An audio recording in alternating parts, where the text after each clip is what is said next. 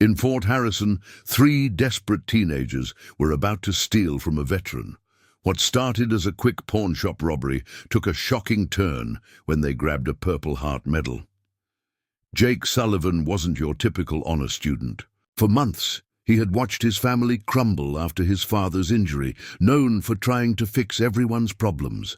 When they encountered Bill Kowalski's Purple Heart in the display case, they had no idea they were stealing a sacred promise. Jake seized the medal that would lead to an unexpected mentorship with the very man they'd wronged. What began as an 18-minute crime would become a transformation that proved redemption was possible. Before we jump back in, tell us where you're tuning in from, and if this story touches you, make sure you're subscribed, because tomorrow I've saved something extra special for you. The rejection letter trembled in Jake Sullivan's hands. As he read it for the third time, the words blurring together like accusations due to incomplete financial aid documentation. The scholarship that was supposed to be his ticket out of Fort Harrison had slipped through his fingers because of paperwork he couldn't afford to file late fees for. Jake crumpled the letter and shoved it into his backpack, his jaw clenching. As he walked through the front door of their cramped rental house, the sound of his father's labored breathing came from the living room, where Tom Sullivan lay on the couch with his injured leg elevated, surrounded by a mountain of medical bills and unemployment notices. "That you, Jake?" his father called out, his voice carrying the weight of a man who'd spent 30 years working with his hands, only to have them fail him when his family needed them most. "Yeah, Dad, just grabbing something before work." Jake's voice was carefully neutral, but Linda Sullivan caught the tension as she emerged from the kitchen, her waitress uniform wrinkled from another double shift at the truck stop diner. "The college letter came today," she said softly, her eyes searching his face. "I put it on your desk." Jake's silence was answer enough. Linda's face crumpled slightly before she caught herself, straightening her shoulders in that way she'd learned since Tom's accident, bracing against another blow. "We'll figure something out, honey. Maybe community college first, then transfer." "Mom, don't!" Jake's voice was sharper than he intended. "Just don't, okay?" He escaped to his bedroom, where the scholarship letter lay open on his desk, next to acceptance letters from 3 universities he could no longer afford. His phone buzzed with a text from Riley. "Covering your shift at Mel's Diner. Grandma says, I need the hours anyway." Jake stared at the message, guilt gnawing at him. Riley Thompson had enough problems without picking up extra shifts, but Jake couldn't face serving coffee and burgers to tourists while his future crumbled around him. Riley's situation was different, but equally desperate. His father deployed. For the 3rd time in 4 years, his mother locked in her bedroom for the past week, leaving 16-year-old Riley to navigate everything alone except for his grandmother's steady presence. Across town, Riley was discovering just how alone he really was. He stood outside his mother's bedroom door, listening to the muffled sounds of her crying. The deployment extension notice lay on the kitchen counter, another 6 months before. His father would return, if he returned at all. "Mom," Riley knocked gently. "I made some soup, the kind you like." Silence. "Grandma's coming over later. She's bringing that casserole from church." Riley kept his voice light, the way he'd learned to do when everything was falling apart. Make jokes, keep everyone smiling, don't let them see the cracks. But there was no response from behind the door, just the continued sound of sobbing that had become the soundtrack to his life. Riley grabbed his jacket and headed for the door. Grace Thompson, his grandmother, was arriving as he stepped onto the porch. At 74, she moved with the purpose of someone who'd survived 3 wars as a military wife and raised a family through multiple deployments. "Where are you going?" she asked, her tone gentle but firm. "Work. Jake needs me." To cover his shift. Grace studied his face, recognizing the forced cheer that masked deeper pain. "That boy's carrying too much weight for someone his age." We all are, Grandma. She pulled him into a brief hug, and for a moment, Riley let himself feel safe. But safety was a luxury he couldn't afford for long. His mother needed him, even if she couldn't see him right now. Meanwhile, in the cramped office of the Department of Social Services, Jade Martinez sat across from a caseworker who delivered news with the efficiency of someone who'd given too much bad news to care about the impact anymore. Your siblings will need to be separated, the woman said, not looking up from her paperwork. There aren't any foster families available who can take all three together. Jade's hands clenched in her lap. What about me? I'm 18 now. I can take care of them. You're living in a group home, Jade. You work part-time at minimum wage. The state requires stable housing and income before we can consider kinship placement. I'm working on it. I've been saving. It's not enough. The caseworker finally looked up, her expression not unkind but unyielding. I'm sorry. The placement happens Friday. Jade walked out of the building feeling like she was drowning. 3 jobs weren't enough. The group home wasn't enough. Nothing she did was ever enough to keep her family together. She thought of her little sister, Maria's face, when she'd promised they'd be together soon, and the weight of that broken promise threatened to crush her. That evening, the 3 teenagers found themselves at Mel's diner, drawn together by circumstance and desperation. Jake had finally shown up for the last hour of his shift, unable to let Riley cover for him completely. Jade stopped in during her break from her job at the gas station next door. They sat in the back booth, 3 kids from different worlds bound by the shared understanding that the adult world had failed them in spectacular fashion. So, Riley said, attempting his usual humor, anyone else's life imploding spectacularly today, or is it just me? Jake almost smiled, despite himself. Scholarship fell through. My family's about to lose the house. Jade looked up from stirring her coffee. They're splitting up my siblings on Friday. The weight of their collective despair settled over the table. Outside, Fort Harrison continued its evening routine. Military families heading home after another day of service, shops closing along Main Street, the rhythm of a community built around duty and sacrifice. There's got to be something, Jake said finally. Some way to fix this. Like what? Jade's voice carried the bitter edge of someone who'd learned not to hope. Rob a bank? Riley laughed, but it was hollow. Right, like we'd have the guts. But Jake wasn't laughing. His mind was working, the same intelligence that had earned him academic honors, now turning toward darker calculations. What about something smaller, less risky? Jake? Riley's voice carried a warning. I'm serious. O'Malley's pawn shop. He keeps cash in that old register, probably doesn't even have cameras. Jade studied him carefully. You're actually thinking about this. My dad needs surgery he can't afford. Your siblings need you to prove you can provide for them. Riley's family needs. Jake trailed off, looking at his friend. Needs me to stop being useless, Riley finished quietly. The silence stretched between them, heavy with possibility and danger. None of them were criminals. Jake was an honor student. Riley was the kid who made everyone laugh.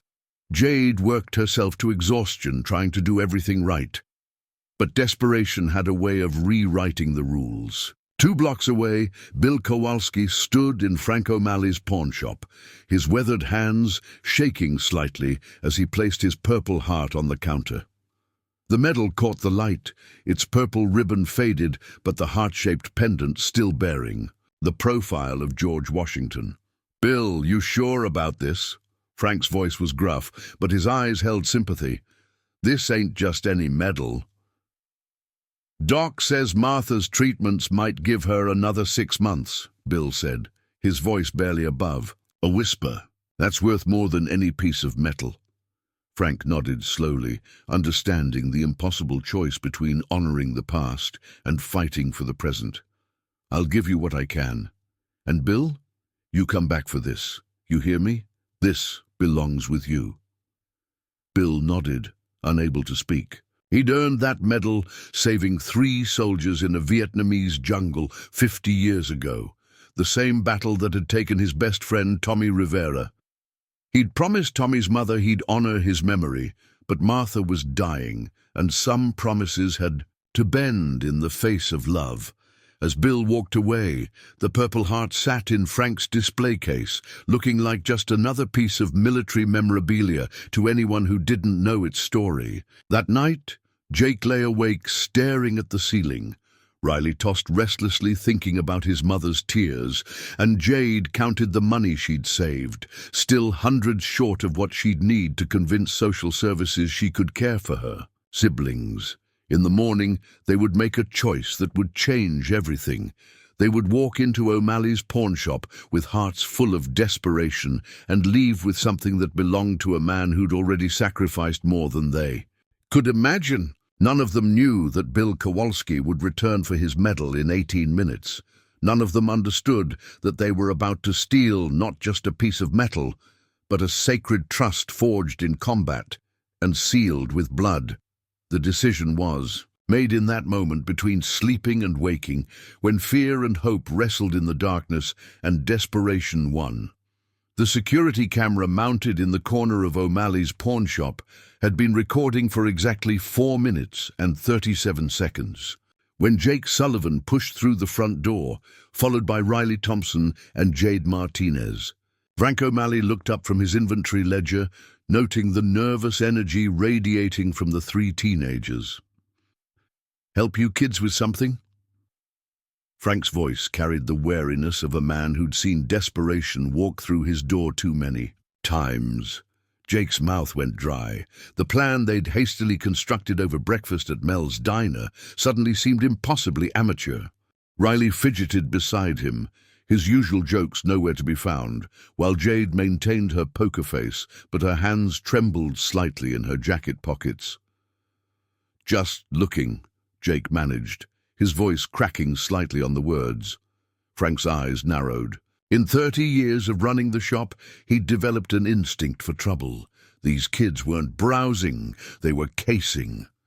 But before he could act on that instinct, his phone rang. "O'Malley's," he answered, his gaze never leaving the teenagers. "Yeah, I can hold that for you until tomorrow." As he spoke, Jake noticed the way Frank's attention split between the call and watching them. It was the opening they needed. The Purple Heart sat in the display case near the register, unremarkable among the other military memorabilia. To Jake, it looked like salvation, small enough to grab quickly, valuable enough to solve their problems. He didn't see the trembling hands that had placed it there, didn't know about the jungle firefight where it was earned, couldn't comprehend the weight of memory it carried. While Frank continued his phone conversation, Jake moved closer to the case. His academic mind catalogued the security measures, or lack thereof. No sophisticated alarm system, just an old-fashioned cash register in Frank's watchful eyes. Riley created a distraction by knocking over a display of pocket knives, the clattering metal drawing Frank's attention for precious seconds. "Sorry, sorry!" Riley called out, his nervous energy finally finding an outlet as he scrambled to collect the scattered items. "I'm so clumsy." In that moment, Jake's hand shot toward the display case. The glass was unlocked, Frank's trusting nature working against him. Jake's fingers closed around the Purple Heart, and for a split second he felt the weight of it, heavier than he'd expected, more substantial. But there was no time for second thoughts. "We should go," Jade whispered urgently, her survival instinct screaming danger. They moved toward the door with forced casualness, Frank still distracted by Riley's continued apologies and the phone call. It wasn't until they were halfway down the block that the reality of what they'd done hit them. "Jesus Christ," Riley breathed, his face pale. "We actually did it." Jake's hand burned where the medal pressed against his palm through his jacket pocket. The euphoria he'd expected never came. Instead, a cold dread was settling in his stomach. Across town, Detective Sarah Rodriguez was finishing her morning briefing when Sergeant Mike Patterson burst through the doors of the Fort Harrison Police Department, his face grim. "We've got a problem," Patterson announced. "Theft at O'Malley's. Pawn shop, military memorabilia." Rodriguez looked up from her case files. As a former Army MP, she understood the significance of stolen military property, but Patterson's urgency suggested something more serious than a typical theft. "What was taken?" she asked. "Purple Heart belongs to Bill Kowalski." The name hit Rodriguez like a physical blow. She knew Bill's reputation in the tight-knit military community, a decorated Vietnam veteran who'd earned his medal through extraordinary heroism. She also knew his recent loss. His wife Martha had died just 3 weeks ago after a long battle with cancer. "Bill's already here," Patterson continued. "Frank called him when he discovered the theft. Patterson paused, searching for words. "He's not taking it well." Rodriguez found Bill Kowalski in interview room 2, his weathered hands clenched into fists on the metal table. At 72, he still carried himself with military bearing, but grief had carved deep lines around his eyes. When he looked up at Rodriguez, she saw a pain that went far deeper than the loss of property. "Detective," Bill's voice was hoarse, "Frank says you might be able to get it back." "We'll do everything we can, Mr. Kowalski. Can you tell me about the medal, why you'd pawned it?" Bill's jaw worked silently for a moment before he spoke. "Martha's treatments. The insurance didn't cover everything. I thought—" He stopped, unable to continue. "Take your time," Rodriguez said gently. "I earned that medal in Vietnam. Operation Junction City, 1967. Bill's voice grew stronger as he spoke about the past. "We were pinned down by sniper fire. 3 of my boys were wounded in a clearing, couldn't get to cover. I went out to get them." Bill closed his eyes, and Rodriguez could see him slipping back into that jungle 50 years ago. "Tommy Rivera was with me. He always joked that his Purple Heart would be prettier than mine." Bill's voice cracked. "He died covering our retreat. Took 3 rounds meant for me." The weight of the stolen medal suddenly pressed down on Rodriguez like a physical force. This wasn't just theft, it was the desecration of a sacred trust. "Before he died," Bill continued, "Tommy made me promise to look out for his mother. She lived until 1995. Every year, on the anniversary of his death, I'd visit her, bring flowers, tell her stories about her boy. When she passed, I promised her I'd keep honoring his memory." Bill looked directly at Rodriguez, and she saw decades of survivor's guilt in his eyes. "That medal doesn't just represent what I did. It represents Tommy's sacrifice, his mother's grief, every family that's lost someone in service to this country." Rodriguez felt her throat tighten. "We'll find it, Mr. Kowalski. I give you my word." Meanwhile, Jake, Riley, and Jade had made their way to the abandoned railroad yard on the outskirts of town, their nervous energy finally crashing into reality. The medal lay on the rusted metal of an old train car, somehow looking smaller and more significant at the same time. "So what now?" Riley asked, his usual humor completely absent. "We fence it," Jake said, but his voice lacked conviction. "Find someone who'll pay cash, no questions asked." Jade picked up the medal, turning it over in her hands. For someone who'd grown up in the system, she'd developed an instinct for reading people and situations. The craftsmanship of the medal, the wear patterns on the ribbon, the way it felt substantial and important. This wasn't just military surplus. "This belonged to someone," she said quietly. "Someone who mattered." "Everything in that shop belonged to someone," Jake shot back, but he couldn't meet her eyes. Riley was staring at the medal with a strange expression. "My dad has one of these, not the same kind, but—" He trailed off, understanding beginning to dawn. "Jake, what if this guy was like my dad? What if he's still alive?" The question hung in the air between them, transforming their desperate crime into something that felt increasingly like a violation. But Jake pushed down the doubt, focusing on the image of his father struggling to breathe, his mother working herself to exhaustion, the scholarship letter crumpled in his backpack. "We can't think like that," he said firmly. "We did what we had to do." Back at the police station, Rodriguez and Patterson were already reviewing the security footage from O'Malley's shop. The camera quality was poor, but it was enough. 3 teenagers, clearly nervous, one of them making a grab for the display case while the others provided distraction. "Run their faces through the database," Rodriguez ordered. "Check local high school yearbooks. In a town this size, someone will recognize them." Patterson nodded, but his expression was troubled. "Sarah, when we catch these kids, and we will catch them, what happens? They're looking at felony theft of military property. Federal charges, maybe." Rodriguez thought about Bill Kowalski's face, the weight of his story, the sacred nature of what had been stolen. But she also thought about her own teenage years, the stupid decisions that could have ruined her life if not for the intervention of adults who saw potential beyond mistakes. "Let's find them first," she said. "Then we'll figure out justice." As she spoke, her phone buzzed with a text from the lab technician. They'd enhanced the security footage enough to get partial facial recognition matches. 3 names appeared on her screen: Jake Sullivan, Riley Thompson, Jade Martinez. Rodriguez stared at the names, recognizing at least one of them. Sullivan, the kid worked at Mel's diner, honor student by all accounts. The others would have similar stories, she suspected. Good kids pushed to a breaking point.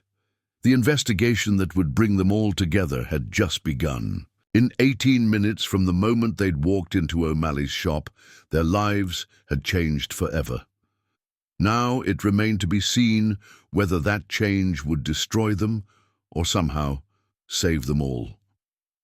The fluorescent lights in the Fort Harrison Police Department interrogation rooms hummed with the same mechanical indifference that had buzzed over Jake Sullivan's head for the past 2 hours. His hands were cuffed to the metal table, and Detective Rodriguez sat across from him, her expression patient but unyielding. "Jake, we have you on camera," Rodriguez said for the 3rd time. "Clear footage of you taking the medal from the display case. This isn't about whether you did it. We know you did it. This is about why."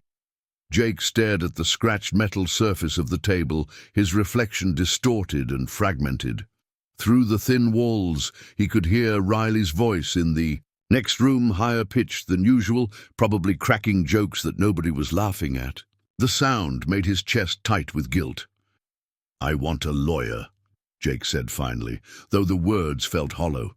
His family couldn't afford a lawyer any more than they could afford his father's surgery. "That's your right," Rodriguez replied. "But, Jake, I need you to understand something. The man you stole from, Bill Kowalski, he's sitting in the lobby right now. He's been waiting 3 hours to get his medal back. You want to know why?" Despite himself, Jake looked up. Rodriguez leaned forward. "He earned that Purple Heart saving 3 soldiers in Vietnam. One of them died anyway, his best friend Tommy Rivera. Bill has carried the weight of that loss for 50 years. That medal isn't just a piece of metal. To him, it's a promise to a dead friend and his grieving mother." Jake's stomach twisted.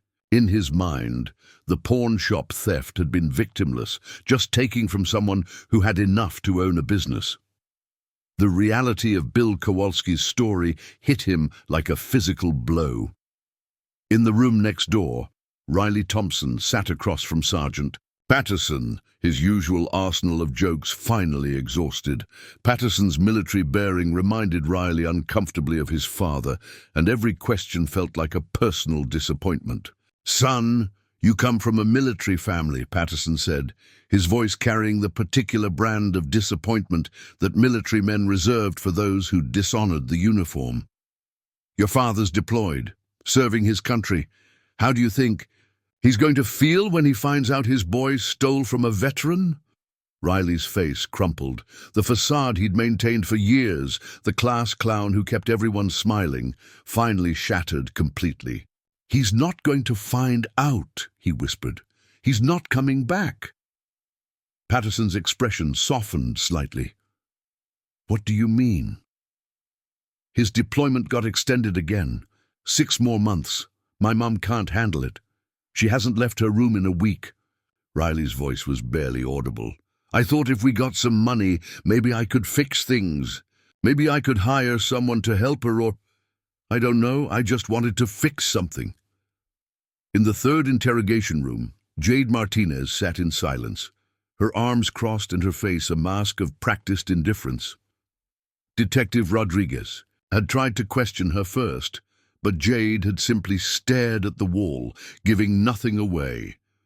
Years in the foster system had taught her that adults' promises were worthless, and their sympathy was often a prelude to betrayal. "No one's coming. For you, is there?" Rodriguez asked gently. "No guardian, no caseworker." Jade's jaw tightened, but she didn't respond. "Jade, I know your situation. I've read your file. You're trying to get custody of your siblings, working 3 jobs, living in a group home.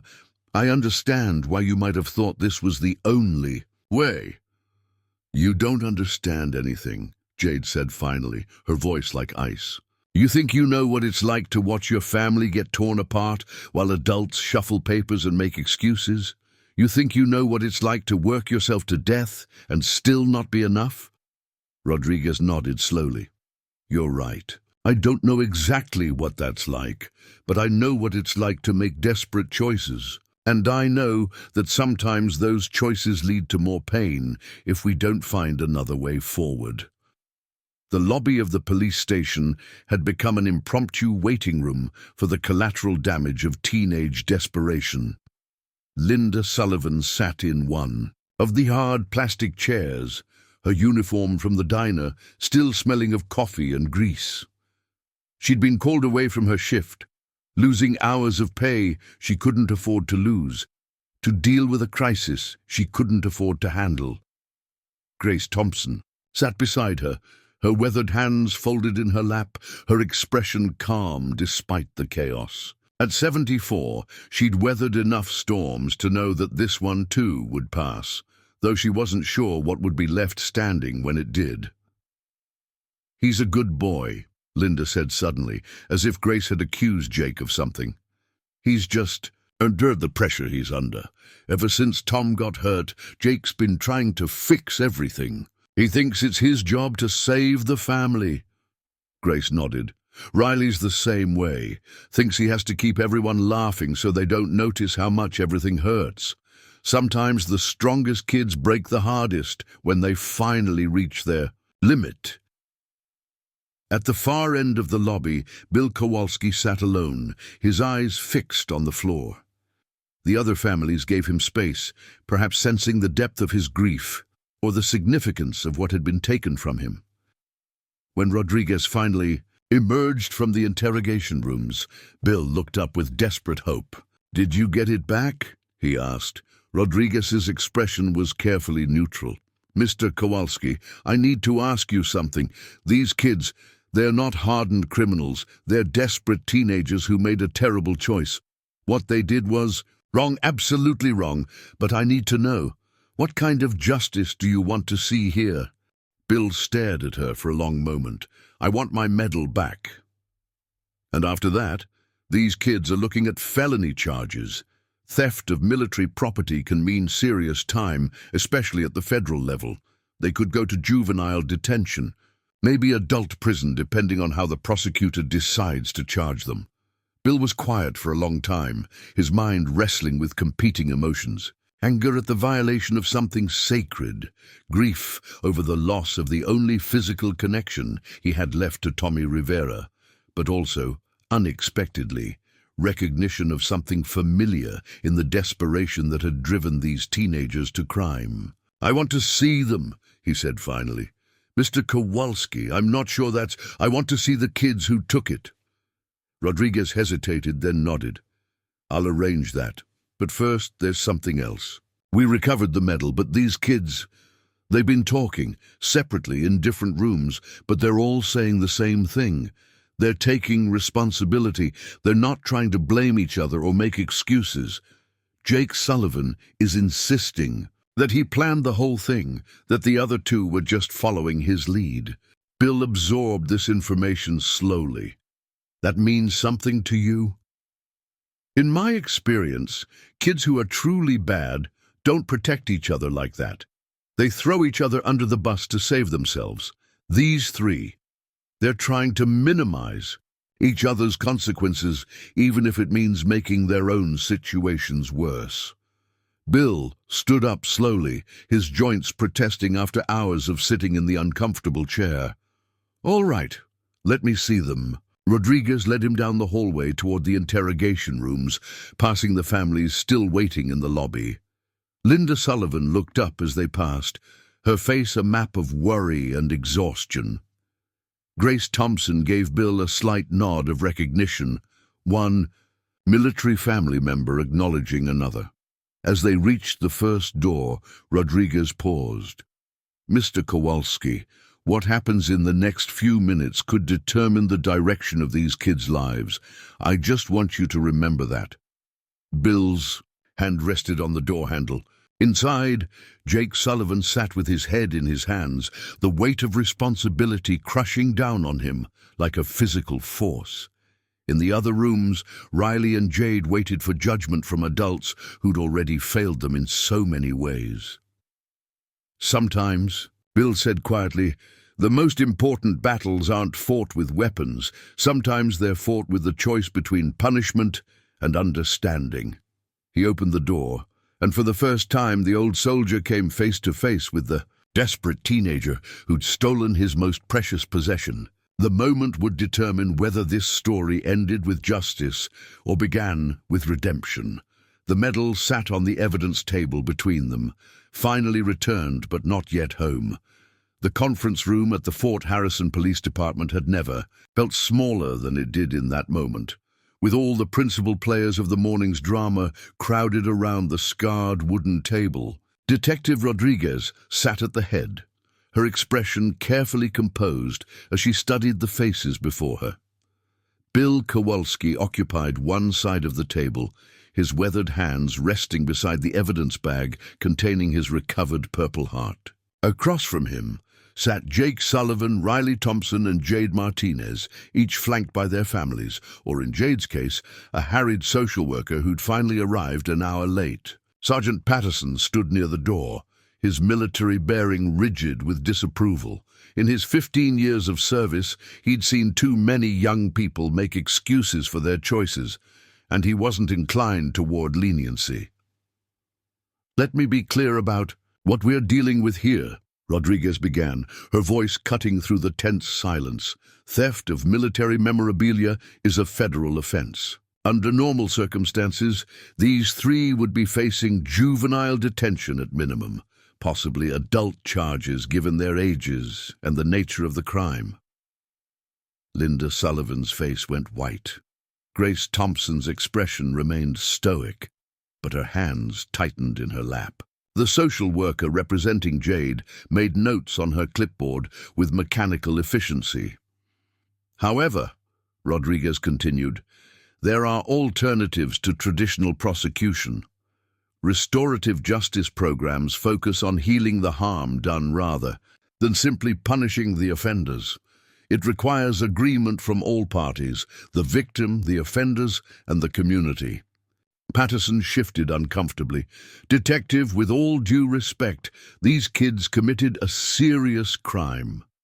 Military property theft isn't something we handle with a slap on the wrist.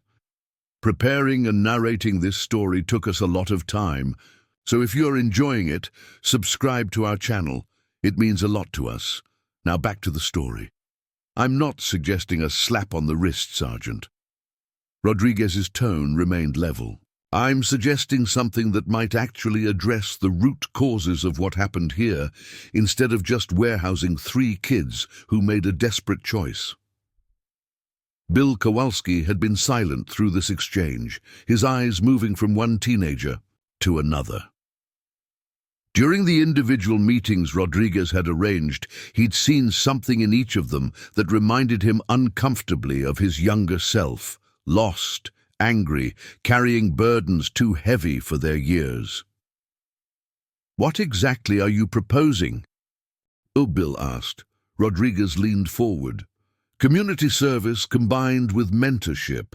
These three spend the next 6 months working with you, Mr. Kowalski, learning about military service, sacrifice, and the true meaning of honor.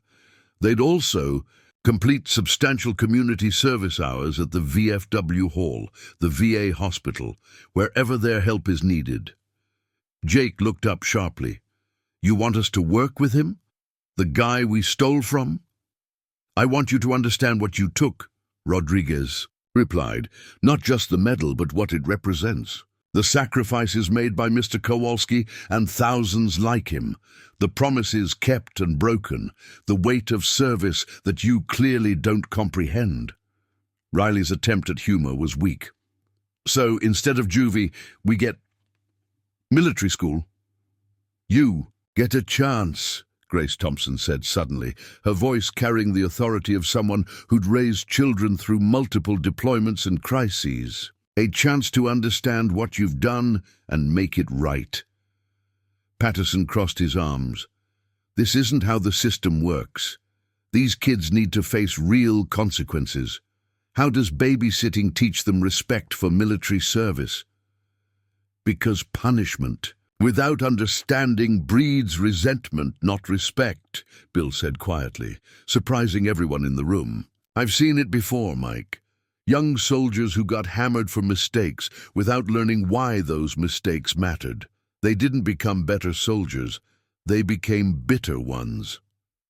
Jade spoke for the first time since entering the room. "What makes you think we want to learn anything from you people? You think a few stories about the good old days are going to fix our lives?" The challenge in her voice was sharp, but Bill heard something else underneath it. A desperate need to be proven wrong about adults, about the possibility that someone might actually care enough to invest in her future rather than just judge her past. "I think," Bill said slowly, "that you three remind me of soldiers I knew who joined the army because they had nowhere else to go. Kids who were angry at the world and looking for something worth believing in." Jake shook his head. "This isn't the army. This is just community service with extra steps." "Maybe," Bill agreed. "Or maybe it's a chance to understand that the anger you're carrying doesn't have to destroy you. It can be channeled into something that matters." Rodriguez watched the exchange carefully. As a former MP, she'd seen both approaches, the hammer of traditional justice and the healing potential of restorative practices. The program would be structured, regular meetings, specific learning objectives, measurable community service, contributions. This isn't about letting you off easy. It's about making sure the consequences actually create positive change. Linda Sullivan spoke up, her voice trembling. "What happens if Jake doesn't complete the program?" Then he faces the original charges," Patterson said bluntly. "Federal prosecution, juvenile detention, criminal record that follows him for life." The weight of that possibility settled over the room. Jake's college dreams, already hanging by a thread, would be completely severed. Riley's military family legacy would be tainted by his criminal record. Jade's hopes of reuniting with her siblings would become impossible with a federal conviction. But Rodriguez was watching Bill Kowalski, recognizing something in his expression that reminded her of the best officers she'd served under, people who understood that leadership meant building up rather than tearing down. "There's something else," Bill said, his voice growing stronger. "These kids, they protected each other. Even after they were caught, each one tried to take full responsibility, tried to shield the others from consequences.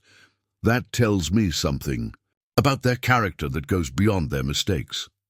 Grace Thompson nodded. "Riley has been carrying his family's pain for years, trying to hold everyone together while his father serves overseas. That kind of loyalty. It's what good soldiers are made of. The social worker looked up from her notes. Jade has been working 3 jobs, trying to qualify for custody of her siblings. Her motivations may have been misguided, but her dedication to family is remarkable. Rodriguez felt the momentum in the room shifting. Mr.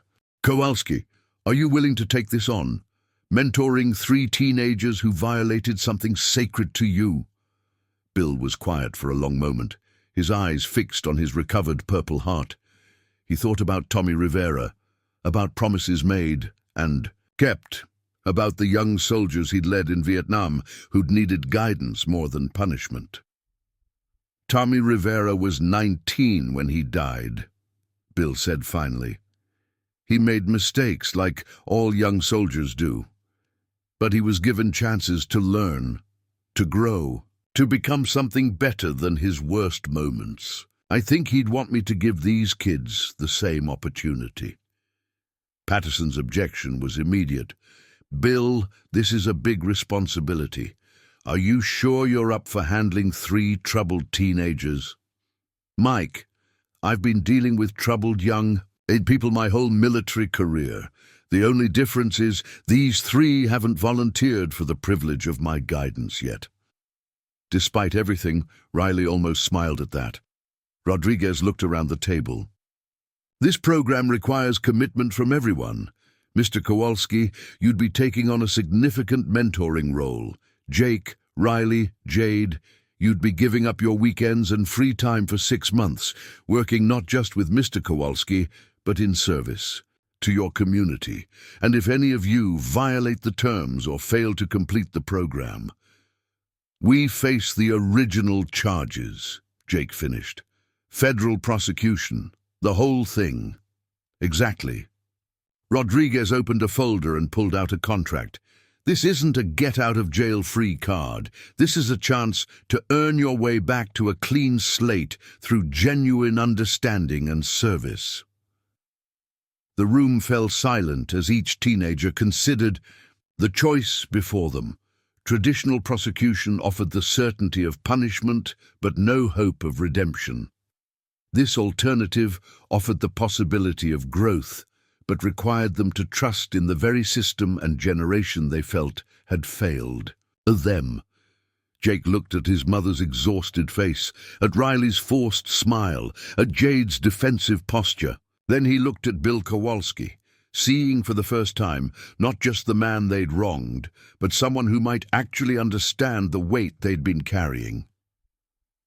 If we agree to this, Jake said carefully, what exactly would we be learning? Bill's answer was simple, but carried the weight of decades of experience. What it means to serve something bigger than yourself.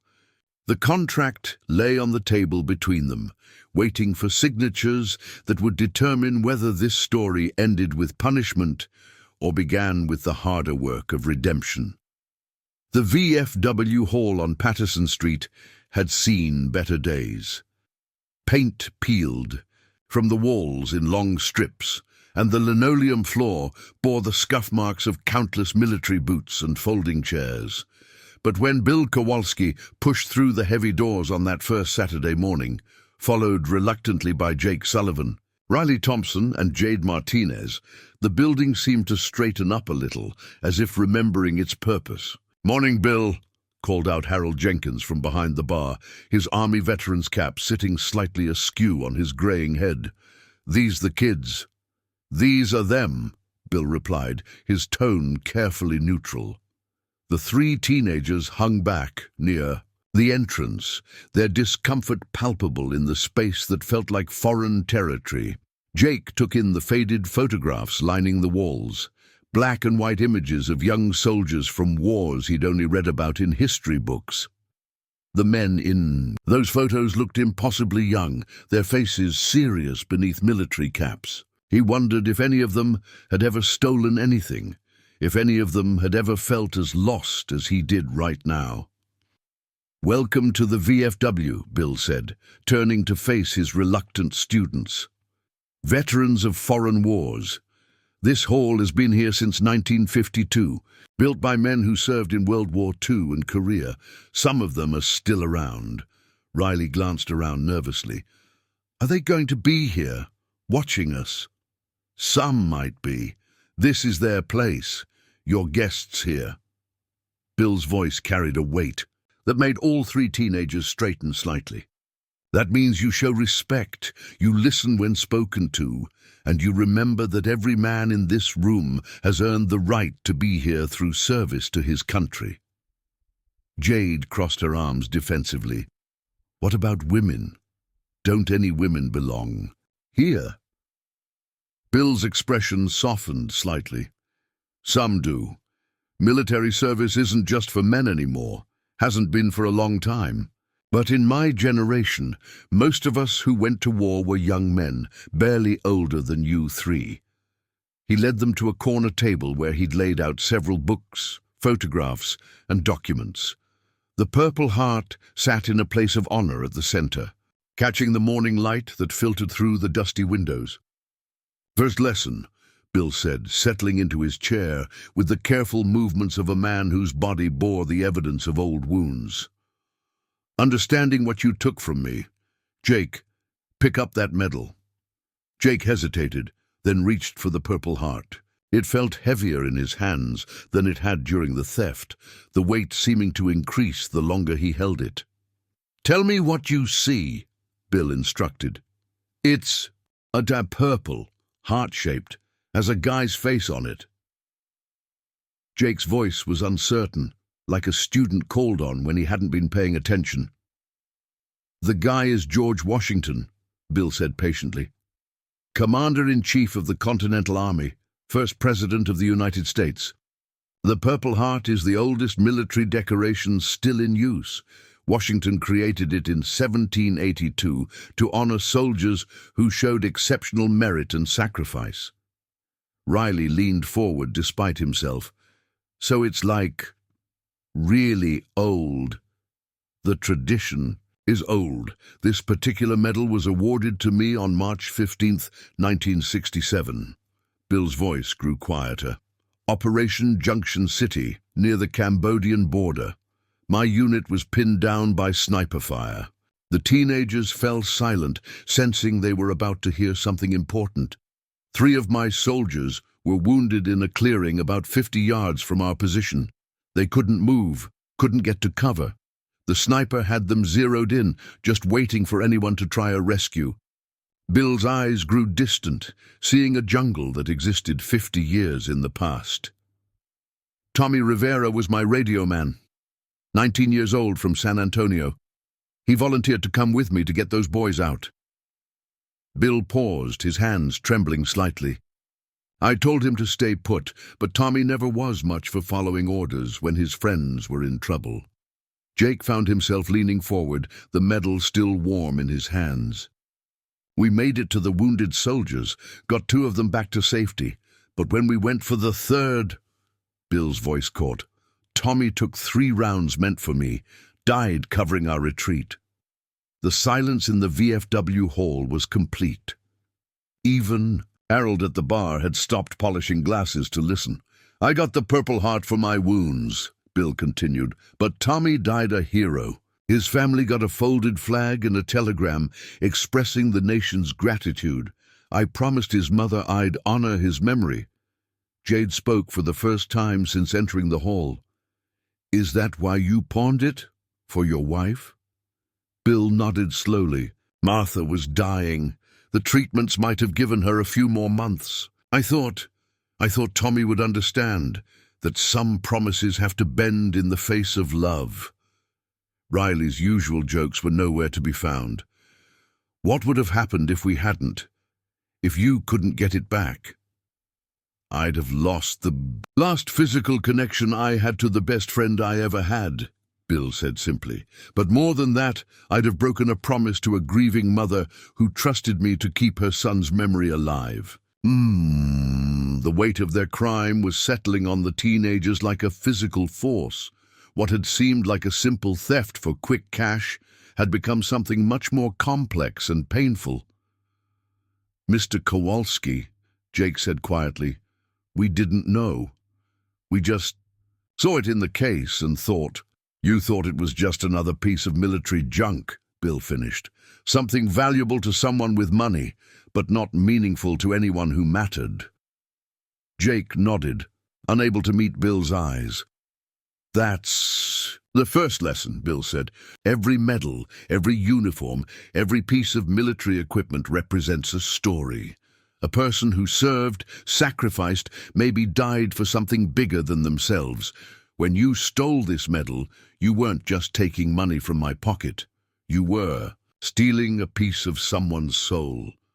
Bill opened one of the books on the table, revealing page after page of military medals and their meanings. Your assignment for next week is to learn about 10 different military decorations. Not just what they look like, but what they mean, what kind of actions earn them, what kind of sacrifice they represent. Riley groaned softly. This is like school. No, Bill corrected. School teaches you facts. This teaches you values. There's a difference. Harold Jenkins approached their table, his expression curious but not unfriendly. Bill, you introducing the young folks to military history. Harold, meet Jake, Riley, and Jade. They're here to learn about service and sacrifice. Harold studied each teenager in turn, his weathered face revealing nothing of his thoughts. Military history's important, but you know what's more important? Understanding why we served, not just the big reasons, freedom, democracy, all that. The personal reasons, the guy next to you, the promise you made to come home, the belief that what you're doing matters. He pulled up a chair, uninvited but welcome. I was in Korea. Frozen Chosin, they called it. Coldest weather you can imagine. Chinese forces outnumbering us 10-1. You know what kept us going? The teenagers shook their heads. Each other. The knowledge that the man next to you was depending on you, and you were depending on him. That's what service really means. Taking care of each other. Jake thought about how he'd tried to protect Riley and Jade during their interrogations, how they'd all attempted to minimize each other's involvement in the crime. Maybe they understood more about looking out for each other than they'd realized. Your generation, Harold continued, you think you invented loyalty, friendship, having each other's backs? But that's the oldest military tradition there is. The question is whether you're going to use that loyalty for something worthwhile or waste it on something that hurts people. As the morning wore on, more veterans filtered into the hall for their regular Saturday coffee and conversation. One was introduced to the teenagers. Each had a story. Each represented a different era of service and sacrifice. World War II, Korea, Vietnam, the Gulf War, Iraq, Afghanistan, decades of American military history, sitting around folding tables, sharing coffee and memories. By the time they left the VFW hall 3 hours later, the teenagers carried with them something they hadn't expected, a sense that they'd been allowed into something important, something bigger than their individual problems and mistakes. Next week, Bill said as they stood outside the hall, we visit the military museum, and I want those medal reports finished. All 10 decorations, what they mean, what it takes to earn them.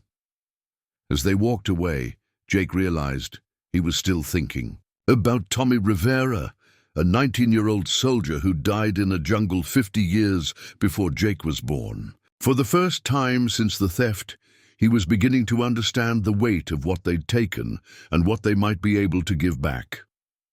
The text message arrived at 2:47 a.m. on a Tuesday, jarring Jake Sullivan from the restless sleep that had become his norm since the mentorship began.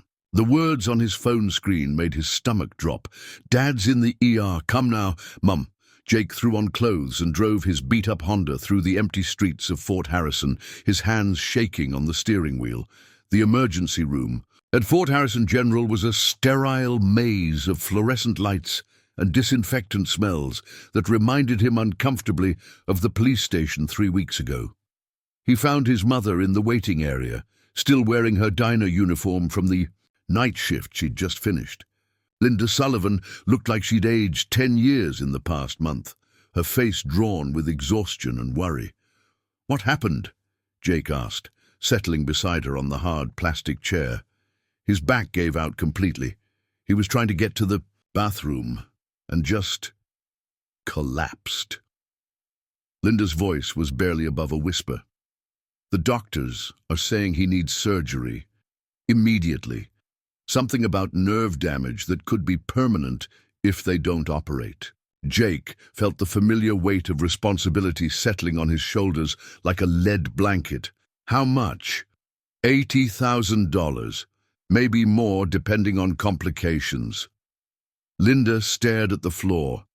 "Insurance will cover some of it, but our deductible alone is $15,000. Money we don't have." Jake's mind raced through the impossible mathematics of their situation.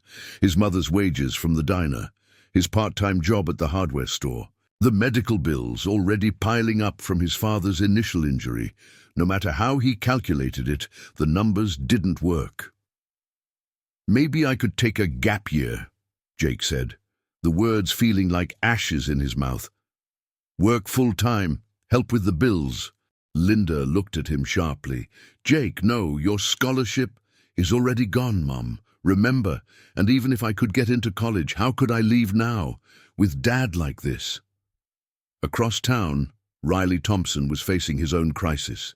He stood outside his mother's bedroom door, listening to the sound of breaking glass from within. It had been going on for 20 minutes, the crash of picture frames, the tinkle of shattered vases, the dull thud of books hitting the wall. "Mom," Riley called out, his voice cracking. "Mom, please open the door."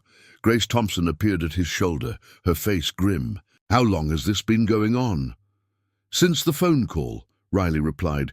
"Dad's deployment got extended again, another 6 months. She just broke." Through the door, they could hear Sarah Thompson's voice, high and desperate. "I can't do this anymore. I can't. He promised he'd be home. He promised." Grace tried the door handle, finding it locked. "Sarah, honey, you need to let us help you." The response was another crash, followed by sobbing that tore at Riley's heart. His mother had been fragile since his father's first deployment, but each extension had chipped away at her resilience until there was nothing left. "Grandma," Riley said quietly, "I think she needs to go to the hospital. The psychiatric unit." Grace nodded slowly, the weight of the decision visible in her shoulders. "I'll make the calls.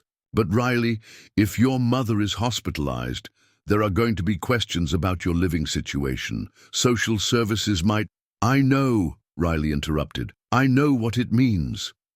Meanwhile, at the Department of Social Services, Jade Martinez sat across from a different caseworker than usual, her face carefully blank as she received the news she'd been dreading. "The placement is happening Friday," the woman said, not bothering to look up from her paperwork. "Maria and Carlos will go to the Henderson family in Millfield. Diego will stay with the Johnsons here in Fort Harrison." 3 different homes, Jade said, her voice flat. "You're splitting them up into 3 different homes. It's the best we can do, given the current foster family availability. You'll have supervised visitation once a month." "Once a month." Jade repeated the words like they were in a foreign language. "I've been taking care of them their whole lives, and now I get to see them once a month." "Jade, you're 18. You're barely supporting yourself working part-time jobs. The state requires them to be safe and loved," Jade cut her off. "I can provide that.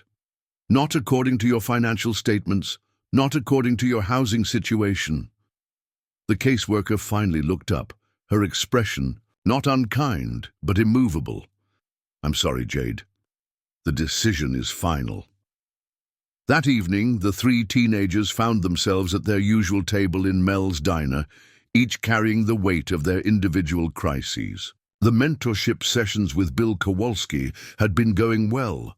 They'd learned about military history, volunteered at the VFW Hall, even started to respect the old veterans' wisdom, but real life had a way of overwhelming good intentions. "So," Riley said, attempting his usual humor but failing completely, "anyone else's world ending today?" Jake pushed food around his plate without eating. "Dad needs surgery we can't afford. If I don't figure out how to help, he might be paralyzed." "Mum's being committed to the psychiatric unit tomorrow," Riley added. "Social services is asking questions about whether I can stay with my grandmother or if I need to go into foster care." Jade stared out the window at the darkening sky. "They're separating my siblings on Friday. 3 different homes. I'll see them once a month if I'm lucky." The silence that followed was heavy with the weight of impossible choices. All the lessons about honor and sacrifice that Bill had been teaching them seemed distant and theoretical compared to the immediate crises threatening to destroy their families. "Maybe we should quit the program," Jake said finally. "Face the charges, do our time. At least then our families wouldn't have to deal with this on top of everything else." "Yeah," Riley agreed. "Let Bill get on with his life. We'll figure out ours." But Jade shook her head. "You two can quit if you want. But I'm not giving up on the only good thing that's happened to me in years. Bill Kowalski is the first adult who's ever treated me like I mattered." "Jade, be realistic," Jake said. "What's he going to do? Write us character references? That's not going to save my dad, or keep Riley out of foster care, or get your siblings back."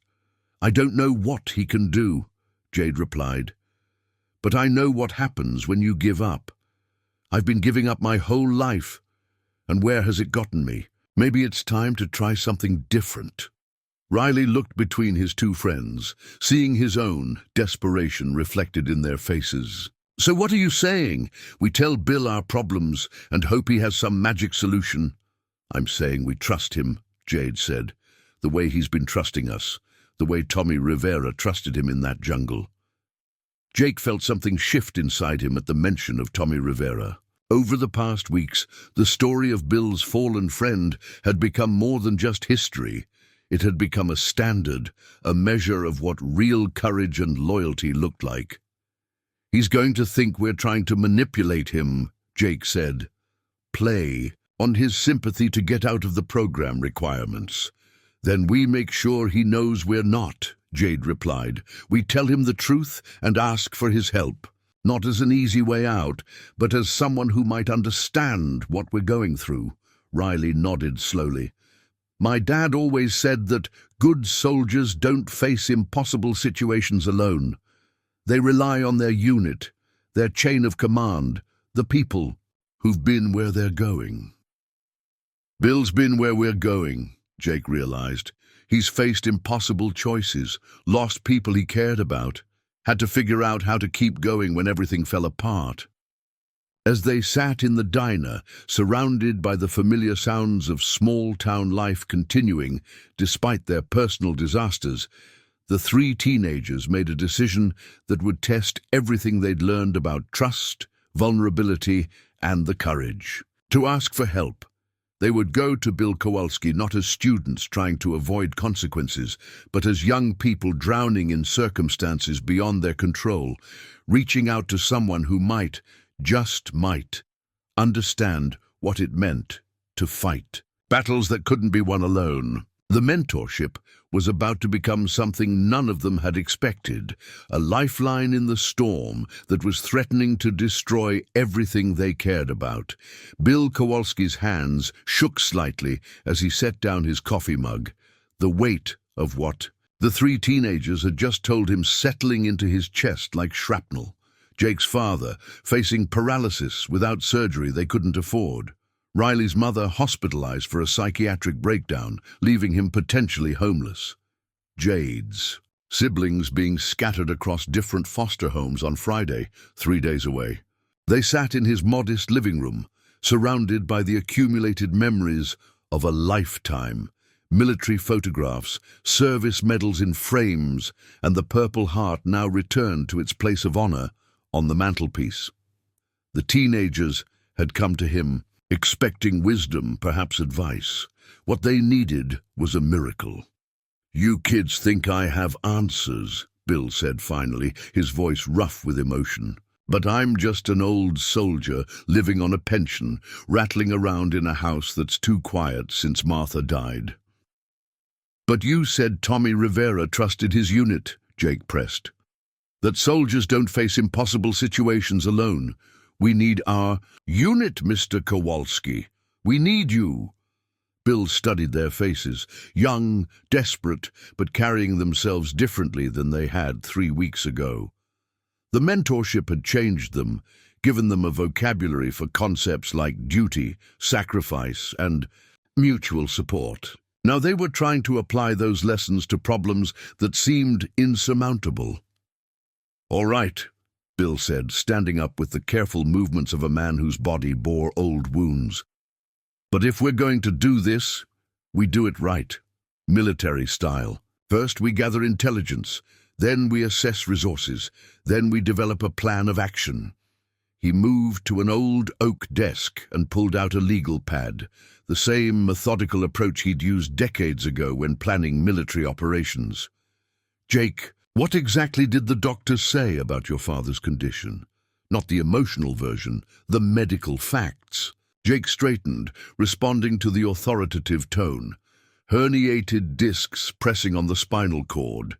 Without surgery within the next 2 weeks, permanent nerve damage is likely. The operation costs approximately $80,000 with a $15,000 insurance deductible. Riley, your mother's situation? Voluntary admission to the psychiatric unit at Fort Harrison General. 72-hour evaluation, then likely extended stay for depression and anxiety. Social services is questioning my living arrangements with my grandmother. Jade, siblings placed in foster care Friday morning. 3 different homes. Monthly supervised visitation. No legal pathway to custody without stable housing and income verification." Bill wrote each crisis in neat military script, the act of organizing the information helping him think clearly. Then he reached for his phone. "Harold, it's Bill Kowalski. I need to call an emergency meeting at the VFW. Tonight, full membership if possible." He paused, listening. "No, not about the usual business, about 3 kids who need what we used to call a combat rescue operation." 2 hours later, the VFW hall was fuller than it had been in months. Veterans from World War II to Afghanistan filled the folding chairs, their ages spanning 7 decades, but their bearing unmistakably military. Harold Jenkins had spread the word through the close-knit veteran community. Bill Kowalski needed help, and when a decorated combat veteran called for support, you answered. Bill stood at the front of the room, the 3 teenagers beside him, looking overwhelmed by the assembled military experience. "Most of you know about the mentorship program we've been running. These 3 made a mistake, but they've been working to make it right. Now they're facing battles they can't win alone." He outlined each situation with military precision, watching as the veterans' expressions shifted from curiosity to determination. These were men and women who'd spent their lives solving impossible problems through teamwork and resource sharing. Frank Morrison, a Korean War veteran who owned Morrison's Hardware, was the first to speak. Jake's dad, Tom Sullivan, right? Good worker before his injury. What kind of skills does he have? Machine operation, some welding, basic electrical work, Jake replied. I can use him in the shop once he recovers. Light duty at first, but steady work with benefits. Won't solve the surgery cost, but it'll help with ongoing expenses. Sarah Chen, a Gulf War veteran who now worked as a nurse practitioner, raised her hand. I have connections at the hospital. There are charity programs for emergency surgeries, medical bill forgiveness for families in financial distress. It's paperwork intensive, but possible. Bill felt a familiar warmth in his chest. the same feeling he'd experienced in Vietnam when his unit rallied to support wounded comrades. "Harold, what about fundraising?" Harold Jenkins grinned. "Hell, Bill, we've raised money for everything. From new flags to help with veteran funerals. A medical emergency for one of our own? That's what we do." From the back of the room, Margaret Powell, whose husband had died in Vietnam 2 years after Bill returned, stood up. "I run the military family support group. Riley's situation isn't unusual. Deployment stress affects a lot of military spouses. We have resources for temporary guardian arrangements that don't involve foster care." Grace Thompson, who'd been sitting quietly in the front row, nodded. "Riley can stay with me as long as needed. I've been a military spouse for 50 years. I know how to handle the paperwork to make it official." But it was Jade's situation that proved most challenging. Foster care regulations were rigid and bureaucracy moved slowly. The teenagers watched as the veterans wrestled with a problem that couldn't be solved through traditional military efficiency. Then Carmen Rodriguez, Detective Sarah Rodriguez's mother and a veteran of the Army Nurse Corps, spoke up. "My daughter mentioned this case. The foster care system is designed to protect children, but sometimes it causes more harm than good." She looked directly at Jade. "How old are your siblings?" "Maria's 8, Carlos is 10, Diego is 12, Jade replied. "Old enough to have opinions about their placement. Old enough for their preferences to matter in court, if someone advocates for them properly." Carmen pulled out her phone. "I volunteer with the Guardian Ad Litem program, pro bono legal advocacy for children in the system. It's not guaranteed, but if we can demonstrate that keeping the siblings together with their biological family is in their best interest." The energy in the room was electric. The same problem-solving intensity that had characterized military operations for decades. These were people who'd faced impossible odds and found ways to succeed through teamwork, determination, and refusal to abandon their own. Bill felt something he hadn't experienced since Martha's death, a sense of purpose that went beyond his own grief. "All right, people, we have our missions. Frank, work on the job situation for Tom Sullivan. Sarah, research the medical assistance programs. Margaret and Grace, handle the guardian arrangements for Riley. Carmen, explore legal options for keeping Jade's siblings together." He turned to the teenagers, seeing hope replacing despair in their faces for the first time in days. "Your job is to keep doing what you've been doing. Show up, work hard, prove that investing in you is worth the effort." As the meeting broke up, veterans clustered around the teenagers, offering contact information, asking for details, treating them not as charity cases, but as part of the extended military family. Jake found himself talking construction skills with Frank Morrison. Riley was deep in conversation with Margaret Powell about military family support networks. Jade was listening intently as Carmen Rodriguez explained the legal process for challenging foster care placements. Bill stood back and watched, remembering Tommy Rivera's words from 50 years ago. "We take care of our own, Bill. That's what makes us different." For the first time since the theft, Bill felt that Tommy would approve of what was happening. The Purple Heart had been stolen, but something more valuable was being built, a community rising to support young people who'd made mistakes but were willing to fight for redemption. The teenagers were learning that honor wasn't just about individual sacrifice. It was about belonging to something larger than yourself, something that would catch you when you fell and help you stand back up. As they left the VFW hall that night, Jake, Riley, and Jade carried with them something they'd never experienced before, the knowledge that they weren't alone in their battles, that the community they'd wronged was now fighting alongside them. The real mentorship was just beginning. The envelope arrived on a Wednesday morning, crisp and official, bearing the seal of Whitman College. Jake Sullivan stared at it across the kitchen table while his mother made coffee with shaking hands, both of them afraid to hope after so many disappointments. "Open it," Linda whispered, her voice barely audible over the sound of his father's labored breathing from the living room. Tom Sullivan's surgery had been successful thanks to the veterans' fundraising efforts and the hospital's charity program, but recovery was slow and painful. Jake tore open the envelope, scanning the letter twice before the words sank in. "They're offering me a full scholarship," he said, his voice hollow with disbelief. "Full tuition, room and board, even a stipend for expenses." Linda's face lit up with the first genuine smile Jake had seen from her in months. "Oh, honey, that's wonderful, but I thought you said there's a catch." Jake's voice was flat as he continued reading. "The scholarship coordinator, Dr. Elizabeth Warren, wants to meet with me.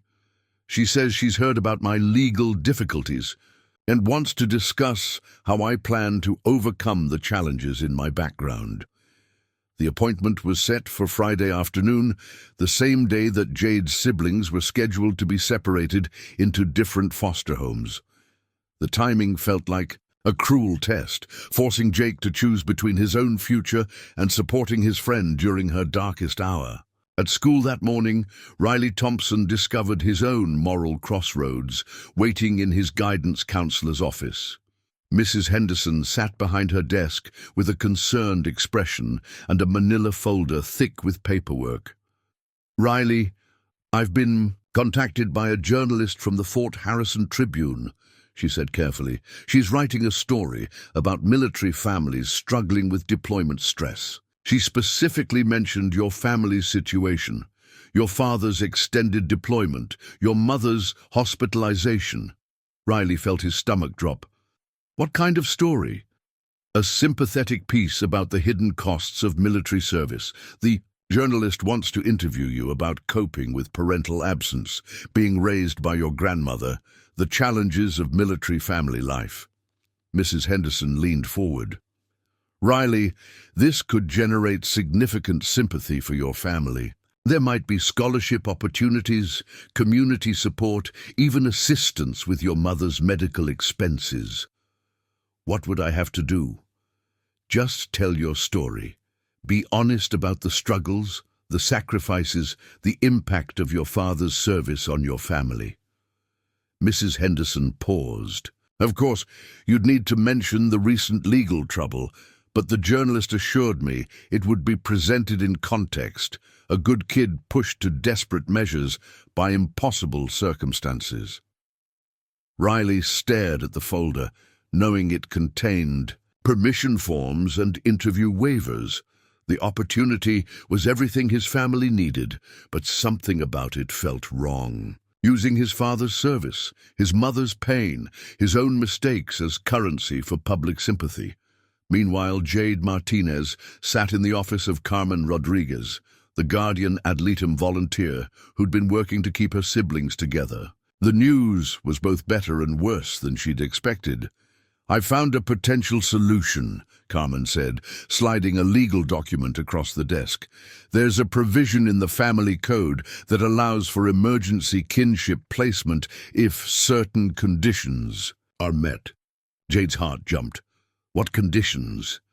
"Stable housing, verified income, and character references from established community members." Carmen's expression was carefully neutral. "The good news is that the Veterans Group has offered to help.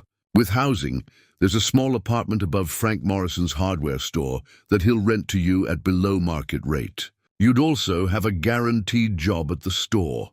"That's amazing," Jade breathed. "But you said there was bad news." "The character reference requirement. Given your recent arrest, you'll need multiple references from people of standing in the community." Carmen paused. "I've spoken with several potential references, and they're willing to vouch for you, but they need assurance that you've truly learned from your mistakes." Carmen pulled out another document. "There's a faster way. If you were willing to testify in a related case to serve as an example of how restorative justice programs can reform young offenders, it would demonstrate your commitment to making amends." What kind of testimony? There's a juvenile justice reform bill being considered by the state legislature. Your story, 3 teenagers who stole from a veteran and then learned the true meaning of service through mentorship. It's exactly the kind of success story they need to hear. Jade studied the document, recognizing the opportunity and the trap it represented. Testifying would almost guarantee custody of her siblings, but it would also mean exposing their most painful moments to public scrutiny, turning their redemption into a political tool.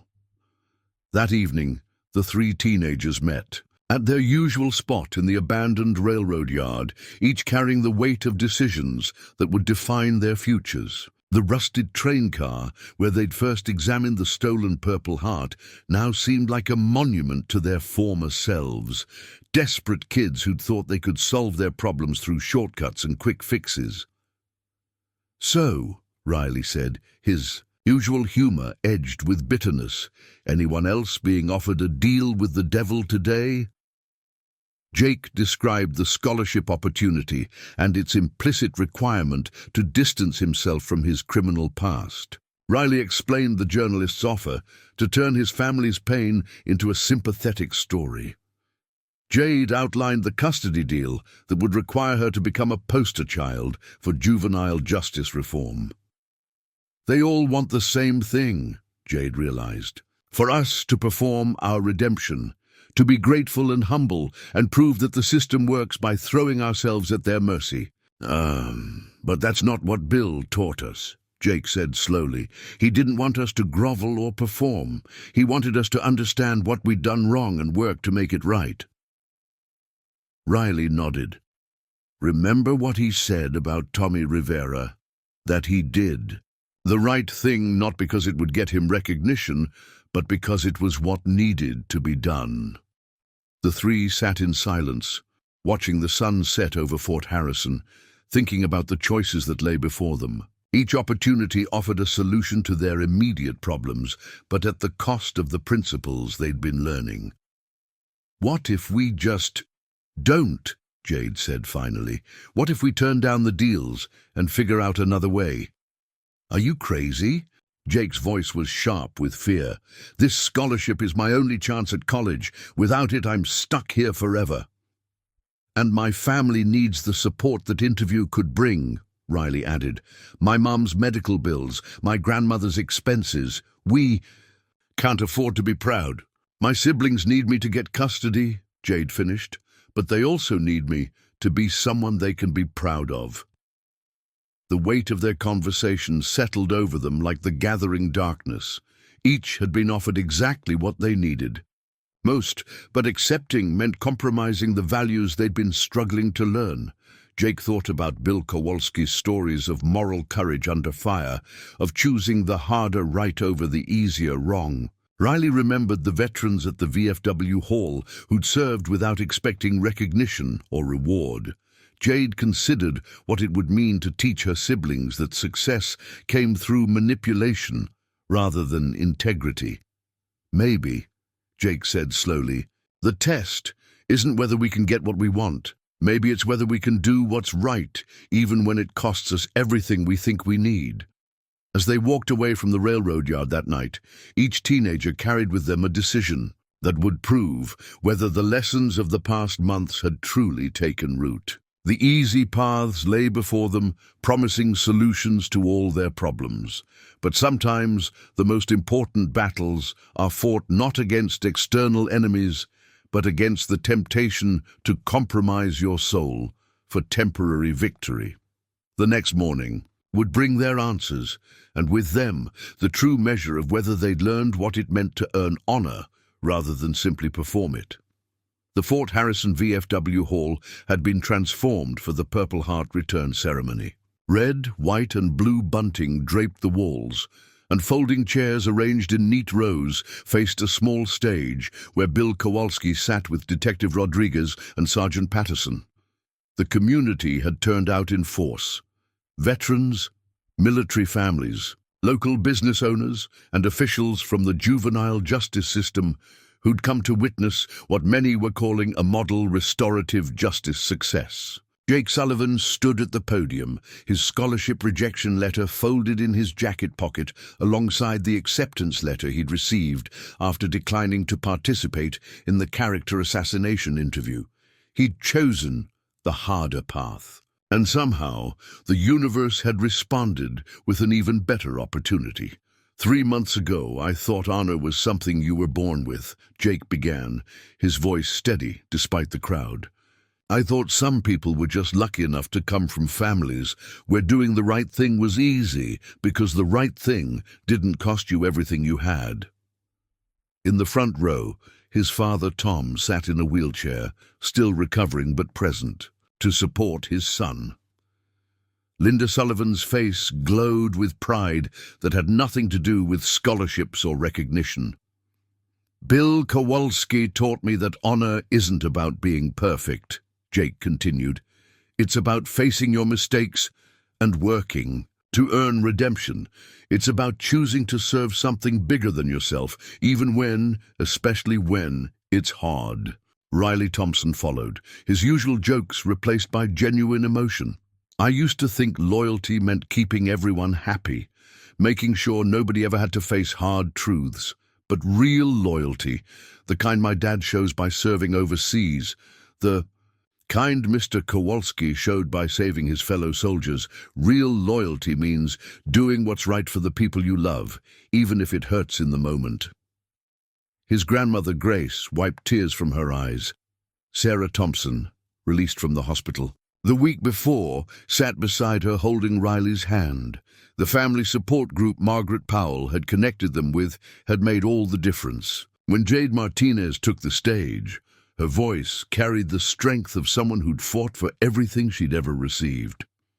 I learned that family isn't just about blood, she said, looking directly at Bill.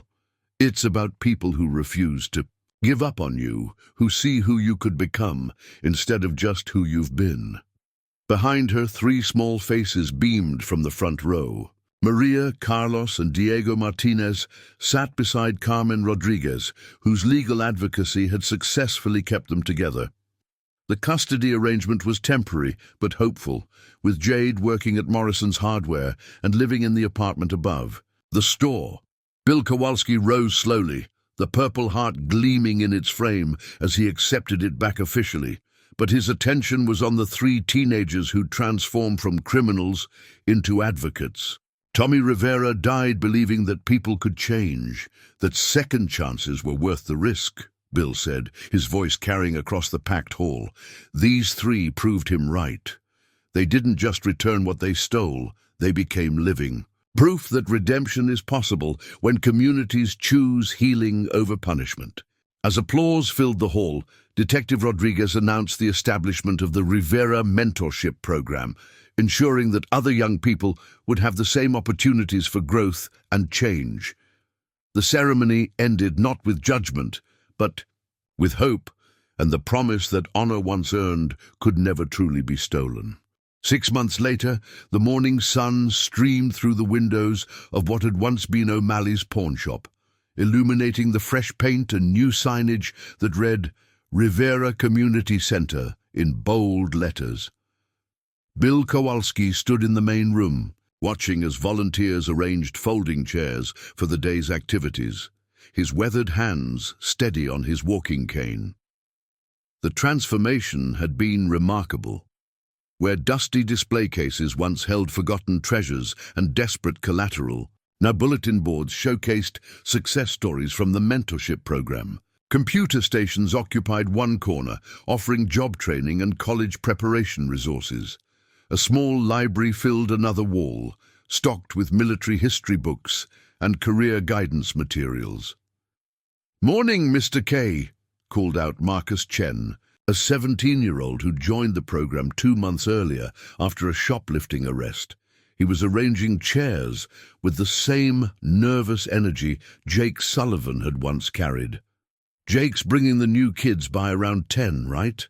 Bill nodded, smiling at the familiar pattern. Jake, now a sophomore at Whitman College studying social work, returned every few weeks to help orient new participants. His transformation from desperate thief to mentor had become legendary in Fort Harrison, though Jake himself remained humble about his role. "Remember what I taught you about first impressions," Bill said to Marcus. "These kids are going to be scared, angry, probably convinced that we're just another part of the system that's failed them." "Same way we were," Marcus replied, his voice carrying newfound wisdom, "back when we thought stealing from you was our only option." The door chimed as Riley Thompson entered, carrying boxes of supplies from Morrison's hardware store. At 18, Riley had developed into the program's unofficial communications coordinator, his natural humor now channeled into creating connections between participants and the broader community. "Delivery from the hardware store," Riley announced, setting down his load. "Frank says to tell you the new workbenches for the vocational training area will be ready next week." Riley's transformation had been perhaps the most dramatic. His father's return from deployment the previous fall had initially been difficult. Sarah Thompson's recovery from her breakdown required family counseling and careful rebuilding of trust. But the mentorship program had given Riley tools for handling family stress that went beyond humor and deflection. He now helped other military children navigate the challenges of deployment and reunion. "Any word from Jade?" Bill asked. "She's in court today," Riley replied. "Final custody hearing for her siblings. Carmen Rodriguez thinks it's going to go well. Jade's stability over the past 6 months, her job at the hardware store, the community support network, everything looks positive." Bill felt a familiar warmth in his chest. Jade Martinez had exceeded everyone's expectations, including her own. Her siblings had thrived in their temporary placement with her, and her advocacy for foster care reform had caught the attention of state officials. She was being courted by several universities with social work programs, though she decided to attend Fort Harrison Community College while maintaining custody of Maria, Carlos, and Diego. The door opened again, admitting Detective Sarah Rodriguez. Now Captain Rodriguez, after her promotion based largely on the success of the restorative justice program. She carried a manila folder and wore the satisfied expression of someone bringing good news. "Bill, the State Juvenile Justice Committee, approved funding for 10 more Rivera centers across the state," she announced. "Your model is going statewide." Bill leaned heavily on his cane, momentarily overwhelmed by the magnitude of what had grown from that terrible morning 6 months ago when 3 desperate teenagers had stolen his most precious possession. "Tommy would be proud," he said softly, his eyes moving to the memorial wall where a photograph of Tommy Rivera hung alongside pictures of other fallen service members who'd inspired acts of redemption and service. "Speaking of Tommy," Rodriguez continued, opening her folder, "I have something for you. Mrs. Rivera's family reached out through the Veterans Administration. They found some of Tommy's letters from Vietnam, letters he wrote about you." She handed Bill a plastic-wrapped envelope, yellowed with age. Through the protective covering, he could see his own name written in Tommy Rivera's familiar handwriting. Bill's hand shook as he accepted the package. "They wanted you to have them," Rodriguez said gently, "as part of the Rivera Center dedication." Bill carefully opened the protective wrapping and extracted the letter, his eyes scanning Tommy's words from 50 years ago.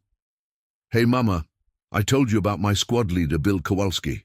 Today, he pulled me out of a firefight when I got pinned down by sniper fire.